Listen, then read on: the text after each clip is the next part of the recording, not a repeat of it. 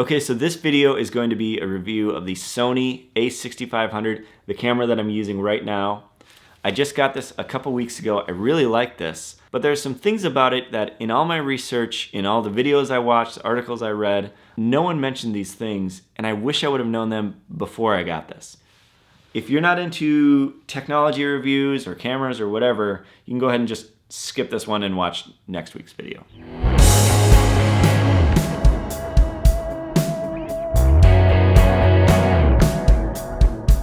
Okay, like I said, I really like this camera.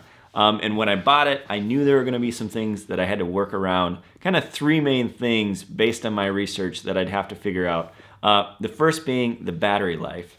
It doesn't have very good battery life, and so I knew I'd have to be replacing the batteries a lot.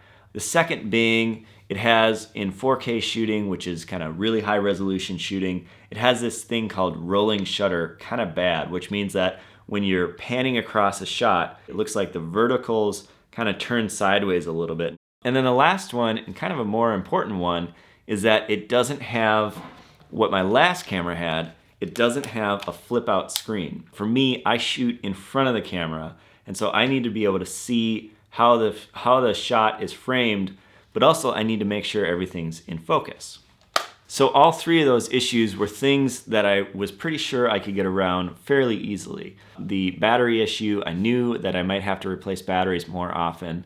The rolling shutter issue, most of the time I'm shooting on a tripod, so it's not as big of an issue to me.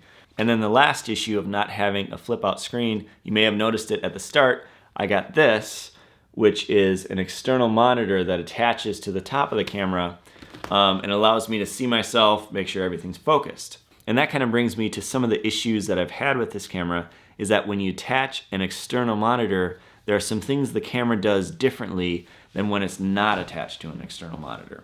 So Sony is known for having basically the best autofocus system on this camera of any camera in the market. And that's what I wanted. I wanted something that would focus perfectly because I'm not sitting in front of or behind the camera, I'm sitting in front of the camera. When you attach an external monitor to this camera, it no longer does facial recognition or facial tracking when shooting in the 4K resolution. So most cameras you get, if you set it up and you point it at a face, it does what's called facial recognition or face tracking, where it looks for your eyes and it decides that's what I'm gonna focus on. My video last week, I noticed that when I was sitting here talking, it was doing kind of this focus hunting where it was searching for what it wanted to focus on. And unfortunately, this monitor isn't big enough to show me that. I can't detect that. I can't see that it's doing that. One of the nice things I thought about this external monitor that would be really helpful is that it has a really big battery and it can actually power the camera using a dummy battery. So it has this little thing that attaches. In fact, I'll show you. So the screen came with this, which is a dummy battery that attaches inside the camera and then attaches to the screen. And that allows me to use the big battery on the screen to power the camera. I don't know if it's a Sony issue or a small HD issue, but when I try and use it, I can get maybe one, maybe two videos out of it, and then the camera just kind of dies or becomes non-responsive before I have to just put a normal regular battery in it. So I'm back to using just regular batteries for the camera and batteries for the screen as well. Another issue I've run into is that this camera resets its settings, a lot of them, when you turn the camera off.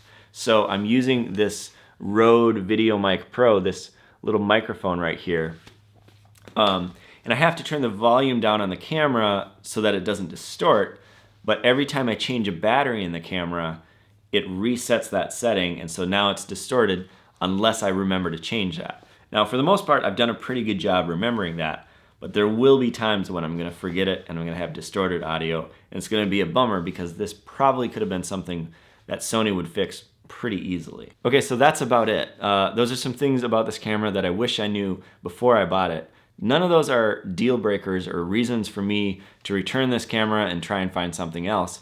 But they are issues that I will have to find a workaround for. Okay, thank you so much for watching. If you like this, I put out a new video every week. It's primarily based on me trying to get better as a musician. So I basically create a song every week. And if you like it, check out some of my other videos. And if you really like those, maybe hit the subscribe button.